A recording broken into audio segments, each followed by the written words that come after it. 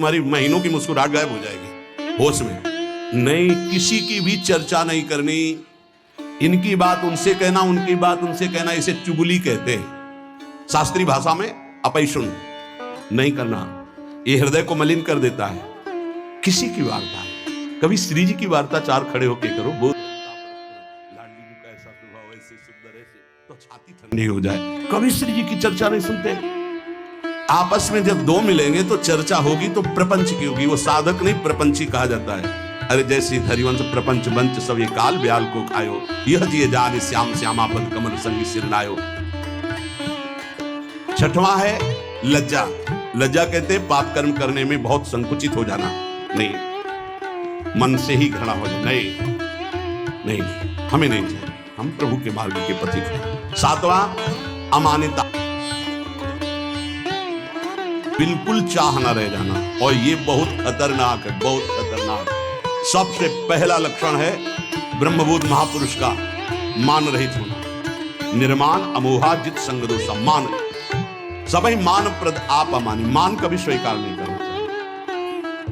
महापुरुषों को देखो, आज भी गुरुदेव भगवान आरती करके सबको पंचांग प्रणाम करते हैं, सबको पंचांग प्रणाम करते हैं। अपने लोग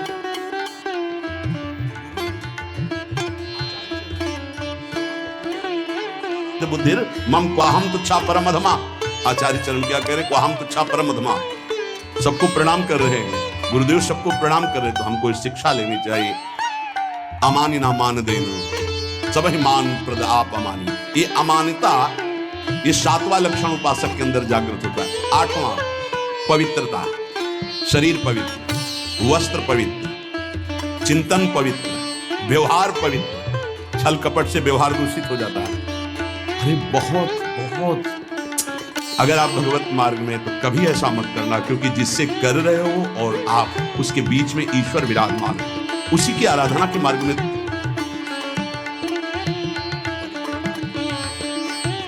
हो, और वस्त्र पवित्र हो। ये आपका लोक शंका मल त्याग आदि बहुत सावधानी से पवित्रता का निर्वाह करोगे तो शरीर राग का नाश हो जाएगा। ध्यान रखना, जितना पवित्र हो कोई, उतने शरीर राग का नाश होगा। ये उल्टा लक्षण है। शरीर को पवित्र रखना, शरीर राग का नाश। शरीर को अपवित्र रखना, अत्यंत ममता आसक्ति शरीर से हो जाएगी। देखो, इसलिए अत्यंत ममता आसक्ति शरीर से। नवा संतोष, जैसी परिस्थिति प्रभु ने दी उसमें राजी रहना। जोई जोई प्यारो करे सोई मोहि भावे, कोई चाह न रखना, ये संतोष धन है। इसी से सारी कामनाएं नष्ट हो जाती। बिनु संतोष न काम न साही, अछत काम सुख सपन्यों नाही। बिना संतोष के कामनाओं का नाश नहीं होता। तो उपासक के हृदय में संतोष आ जाता है, जैसा प्रभु ने दिया। आज सब्जी भी नहीं है, प्रभु की बड़ी कृपा है, रोटी अकेले पा ली। आज रोटी भी नहीं है, जल से काम चला दिया। किसी संत से किसी ने पूछा कि प्रसाद पाया, तो उनका नहीं, माधुकरी नहीं मिली। फिर क्या पाया? बोले पा लिया है। क्या पाया? बोले भूख को पा लिया। आज प्रभु की इच्छा है, भूख को पा लिया है। संतोष, काहू सो कछु न चाहोगो, संतोष। 10वां तितिक्षा, महान सहनशील। दूसरे के कट वचन, शरीर की पीड़ा, ऋतुओं का प्रभाव, अंदर की जलन, संतुष्टायन के नवा। तितिक्षा, ये महान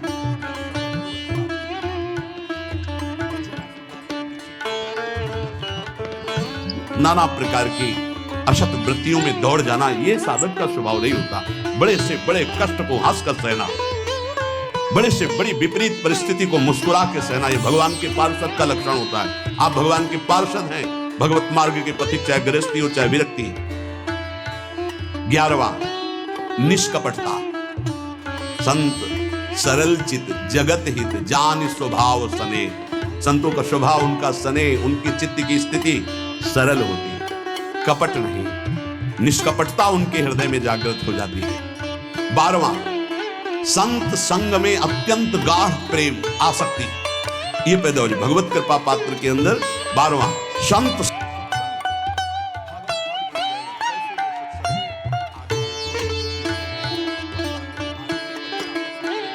करके उनके वाक्यों का पान स्वाति की बूंद की तरह करूं। सच्चे श्रोता का लक्षण, मैं भाग कर जाऊं और उनको देखता रहूं और उनके वाक्य जो निकल रहे हैं उनका पान करूं श्रवण इंद्रिय के द्वारा। 13वां संत सेवा भूख ये प्रकट हो जाए पक्का। मैं साधु हूं ऐसा नहीं रहता, यही रहता है भगवान कब ऐसी कृपा करेंगे कि संत सेवा हो। एक साधक कह रहे थे कि जब संत सेवा होती है, उनके दर्शन सेवा का अवसर मिलता है, तो ऐसा लगता है कि ये कभी बंद न हो और जीवन भर मुझे साधु सेवा मिलती है। बहुत अच्छा लगा कि हम लोग जब उनकी सेवा में खड़े होते तो एक अलौकिक आनंद मिलता है। संत सेवा की भूख जग जाना। बड़े भावुक जन होते हैं, बड़े भावुक जन।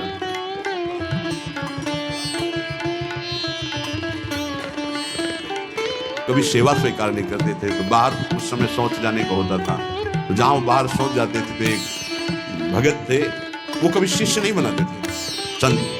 वो कैसे सेवा करें, कहीं कुटिया में सेवा को तो अवसर ही नहीं था, तो जब शौच हो जाते तो शौच को गड्ढा खोद करके ऊपर से रथ से पाट देते।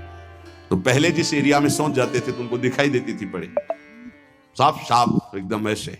महीनों हो गया तो एक दिन छुप करके देखा तो वो नजदीक गए, कहा भाई ऐसी ये वृत्ति आप करते हो मुझे पसंद नहीं, आप क्यों करते हो? उनका भगवान मुझे लगा था कि संत सेवा करना चाहिए, आप प्रगट में कोई वही उन्हीं को शिष्य बनाया और अपनी सारी आंतरिक धरो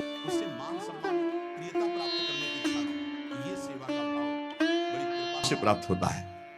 संदीपनी जी अपने गुरु जी की सेवा के प्रताप से ही जगत गुरु भगवान श्री कृष्ण के गुरु बनने का पद प्राप्त किया। सेवा में बड़ी सामर्थ्य है। स्वयं रघुनाथ जी गुरु सेवा संत सेवा के इतने इच्छुक कि विश्वामित्र जी की आज्ञा में रहे, उनके साथ साथ रहे, उनके चरण दबाए, उनके जिनकी आज्ञा का पालन समस्त वैदिक ब्रह्म ऋषि सिद्धांत पूर्वक करते हैं, वो प्रभु आज्ञा पालन कर रहे हैं। विश्वामित्र जी की हर कदम पर आज्ञा लेकर जा रहे हैं। 14वां तप।